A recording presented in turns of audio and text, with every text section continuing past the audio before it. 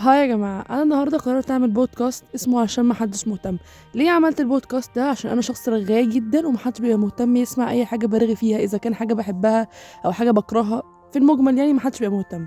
عشان كده قررت أعمل البودكاست ده وأعرفكم بكل حاجة مش مهتمين تسمعوها. بيسو توك تقدم بودكاست عشان محدش مهتم. هاي يا شباب، ده ثيرد ابيسود من بودكاست عشان محدش مهتم. وانا بؤمن جدا ان السعي لا يعني حتمية الوصول، عشان كده بسجل تالت حلقة من بودكاست بسموش غير اهلي واحبابي، ودي حاجة عجباني جدا، فانا بكمل لكم تالت حلقة عادي جدا. تالت حلقة او تالت ابيسود معانا هي عن ستات الخمسينات. انا عارفة ان الاسم كريبي وويرد شوية، بس اوعى تفهموني غلط. انا بتكلم عن ستات الخمسينات بجد، ومعاناتهم او معاناتهم من غير مرئية اللي احنا ما شفناهاش وما سمعناش عنها. فقررت النهارده ان انا اشارككم صدمتي او وقت ما اكتشفت ان انا اتضحك عليا عمري كله، عن المعلومات اللي كانت بتتنقل لي عن ستات الخمسينات والستينات. يعني مش مهم، ما تدقوش معايا في ارقام يعني. يا جماعه انا شخص لم يعاشر احد من ستات الخمسينات بالمره. يعني انا كل جدودي توفوا وانا لسه مش موجوده في الدنيا اصلا، فحتى ما لحقتش اشوف اشكالهم حتى يعني، او افتكر حتى ذكريات او لينا صوره مع بعض. لا، ما فيش خالص. فما شفتش حد من الجنريشن ده. يعني المفروض الستات الخمسينات دول الستات اللي هم كانوا في العشرينات او الثلاثينات في عمرهم، سنه يعني من اول 50 لغايه 59 ستينات، يعني الرينج ده. يعني انا ما شفتش الناس كده، وما شفتش حد من اهلي او كده. فكان اعرف منين عنهم؟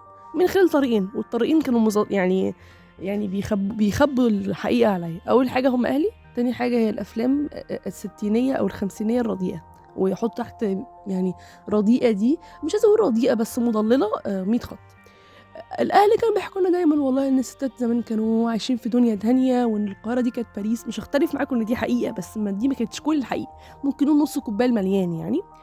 وان الستات دول عايشين في رفاهيه، واللي بتلبس مين تجيب براحتها. الموضه زمان كانت احلى بكتير من دلوقتي. القرف اللي انتوا بتلبسوه ده طبعا كلام اهلي مش كلامي.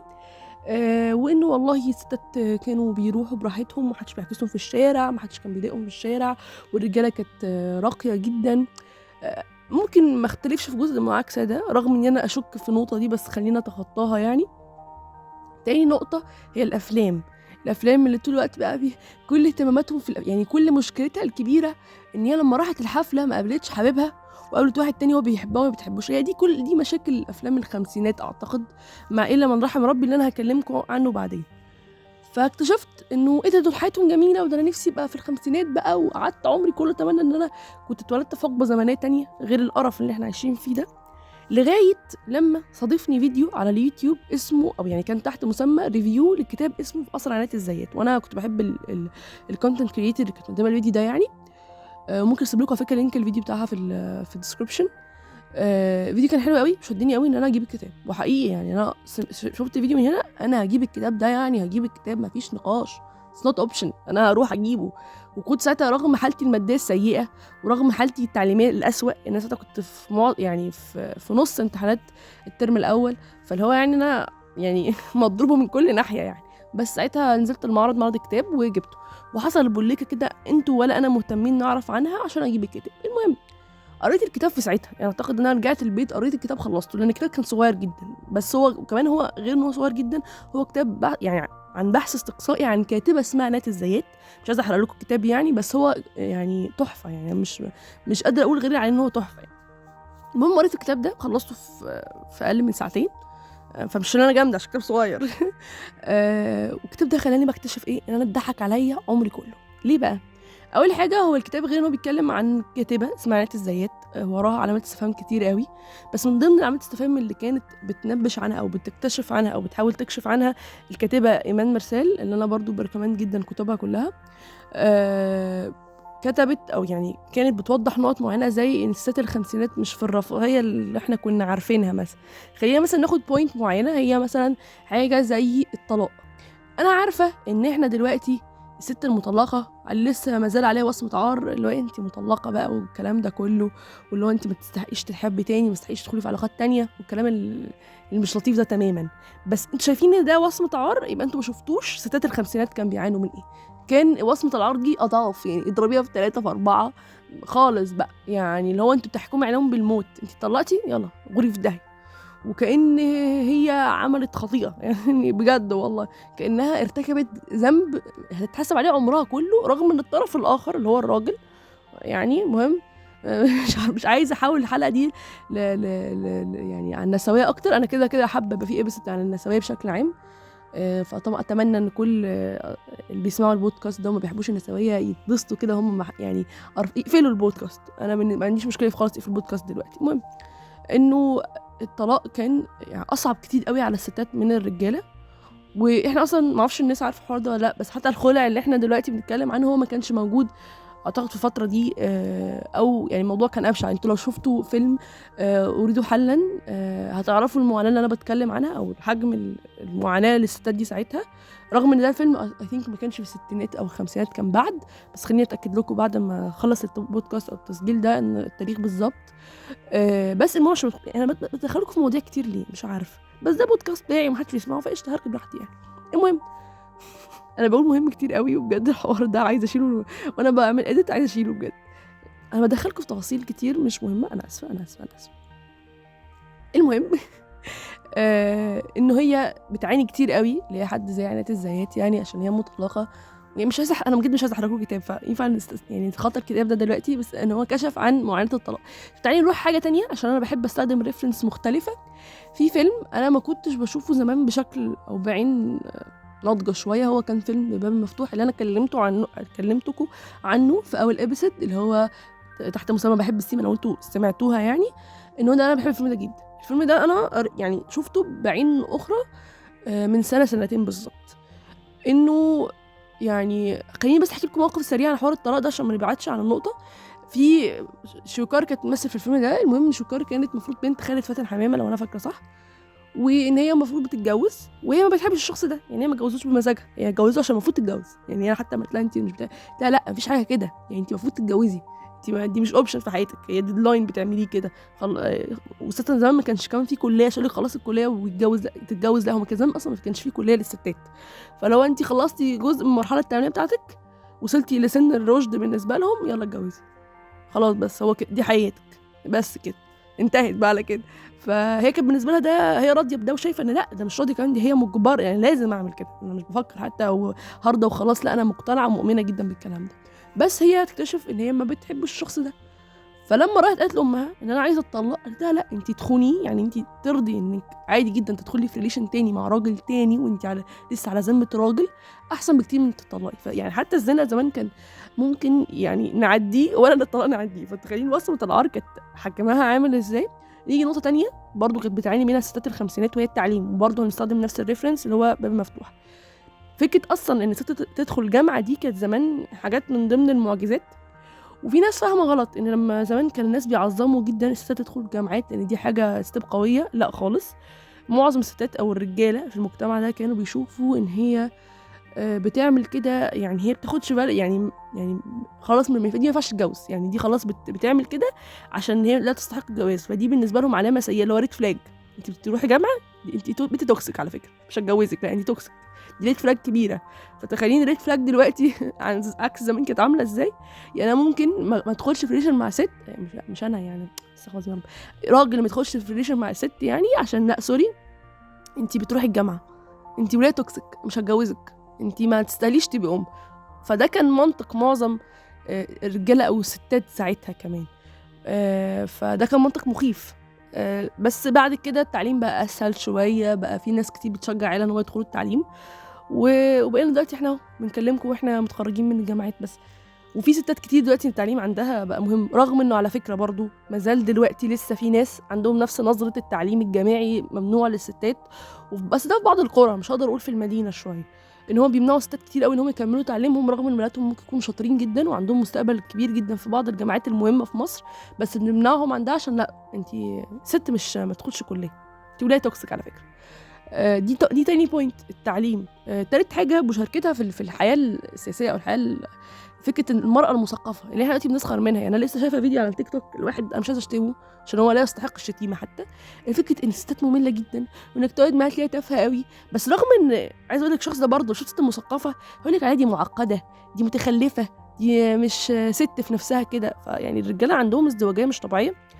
المهم يعني انه حتى الست المثقفه كان بيرتقى معاها في المجتمعات اللي زي دي في الوقت اللي زي ده. لان مثلا حد زي فاتن حمامه لما هتيجي تتجوز هتلاقي ان الطرف الاخر هو حرفيا اشتراها، يعني هو اشتراها في سوق العبيد يعتبر. يعني ما بيعملش حاجه غير لا اعملي كذا ما تعمليش كذا، وانا احب ما تحطيش ميك اب وما تكلميش فلان وما تقعديش مع فلان وما تشاركيش. وهي كانت طالعه ان هي شخصيه زي فاتن حمامه، ان هي شخصيه متمرده وعايزه تشارك في الحياه السياسيه وعايزه يبقى ليها راي وعايزه تنزل مع الناس اللي بيروحوا عجبها او مش عجبها سوري على بورسعيد وكده، وان هي كانت عايزه تشارك اخوها او حبيبها اللي هو صالح سليم. بس لا ما تعمليش كده ابدا ابدا. في مازال حتى الان نفس البصمه دي على فكره. اعتقد النظره دي شويه ما اتغيرتش من زمان، رغم ان انا بشوف ان الخمسينات والستينات كان الستات متمرده اكتر من دلوقتي، ودي حاجه بتخوفني شويه. يعني كان في ستات كتير بيشاركوا في الحياه السياسيه، كانوا معروف ليهم ادوار مهمه. فلا يعني ليه النموذج ده اختفى؟ مش عارفه بصراحه. هل المجتمع ولا الستات بقوا يخافوا ان هم يشاركوا عشان الريسك بقى اكبر شويه عليهم؟ I don't know. تاني نقطه، مش تاني نقطة بقى، دي رابع نقطة أو خامس نقطة، هي فكرة السلطة. يعني إحنا في مجتمعات الخمسينات البنت كانت تحت سلطة الأب أو السلطة الأبوية، وهي مش حاجة وحشة لو الأب مش ذكوري، بس بتبقى حاجة وحشة لو الأب ذكوري. إن هي بتبقى تحت السلطة الأبوية الذكورية لغاية مثلا زي مثلا 20 سنة، وهي تتجوز في 20 سنة، وبتنتقل السلطة دي مش ليها بقى اللي هي المفروض تبقى حرة نفسها، لا بتنتقل للشخص اللي هيتجوزها، وبرضه هيتعامل معاها بان هو ليه سلطة عليها، وان هو لا اعملي كذا وما تعمليش كذا وانت مش مسموح تعملي ده. وللاسف دي اكتر بوينت هبقى متضايقه منها، ان انا بقول ان دي لسه ما اتغيرتش من الخمسينات حتى، لانه فاكره هي ممكن تكون قبل الخمسينات كمان. انا بس قلت يعني في الرينج ده ممكن يكون قبله كمان. الموضوع كان مباح عادي ان الستات ما يكونش ليهم سلطه في حياتهم. وعلى فكره المضحك المبكي في نفس الوقت انه حتى لو الراجل ده مات اللي هو زوجها، فخلاص بقى كده بتحرك نفسها. لا للاسف لو هي مخلفه ابن او ولد ذكوري برضه، فبتنتقل السلطه من الزوج للابن اللي بيمارس سلطته على امه. ودي حاجه بتضايقني اكتر بكتير من اي حاجه، انها تفضل الست متعلقه في رقبه حد، اذا كان او ابوها، جوزها، ابنها، وممكن احيانا بيبقوا بناتها، بس ده صعب شويه لانه بحس انه مش مباح سيكا، لانه كده بالمنطق اللي احنا عايشين بيه ده بناتها اصلا ما بيفضلوش معاها، لان هم بيتجوزوا ناس وبيبقوا تحت سلطه ناس تانية برضه. فاحنا في دوامه بجد، اذا كان في ستات الخمسينات او احنا دلوقتي ستات الالفينات، عشان احنا لسه البديهيات بتاعتنا اللي هي المفروض الانسان اصلا الطبيعي السوي يكون بياخدها، احنا بنحرق بنزين بس عشان ناخد ربعها او نصها.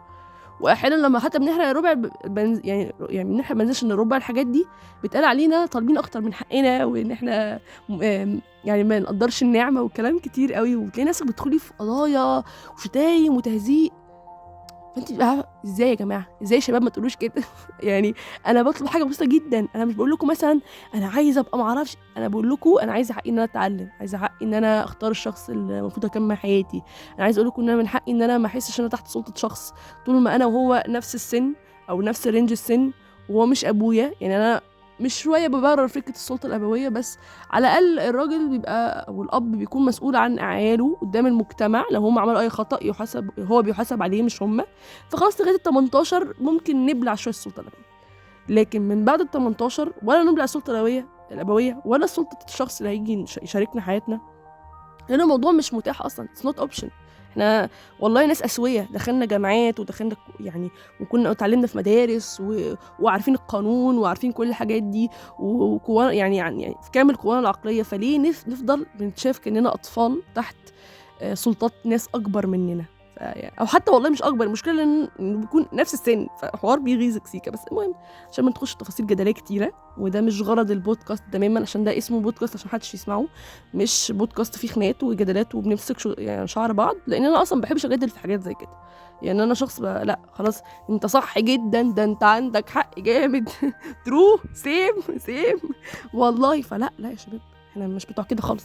المهم يعني في اخر البودكاست ده او في اخر الحلقه دي انا برشح لكم حاجات ممكن تتفرجوا عليها لو حابين اكتر تعرفوا عن الفتره دي. بالنسبه لي في افلام كتير قوي اتكلمت عن صوره الستات. اي عمل لاحسان عبد القدوس هتلاقيه بيعمل كده بجد والله. يعني مش محتاجه اقول لكم ان اي عمل لاحسان عبد القدوس هتلاقيه بيتناقش عن صوره الست او عن راي الست او بعين الست اكتر بكتير. ممكن لو عايزين بقى فتره بعد كده السبعينات والثمانينات تشوفوا حاجات لخان. ممكن دلوقتي مثلا حاجات لكامل ابو ذكري لحد ما برضو. طبعا باب مفتوح برضو انا برشحه لاي حد عايز يعرف اكتر عن فتره الخمسينات دي، وانا بحب الفيلم ده جدا، وبحب كمان الروايه اللي متاخده عن الفيلم، وهي اصلا باب مفتوح اللي هي لطيفه الزيات، من الكاتبات القويه جدا في الفتره دي يعني وكده.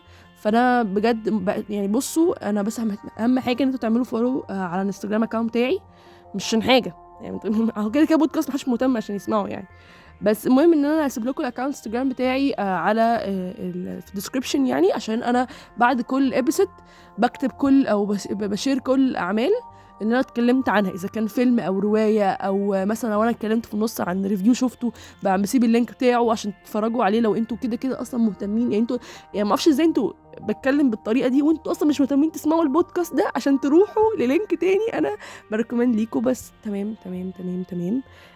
اتمنى ما اكونش رغيت عليكم كتير، ولا اتمنى عادي كده كده محدش سامع، فباي باي.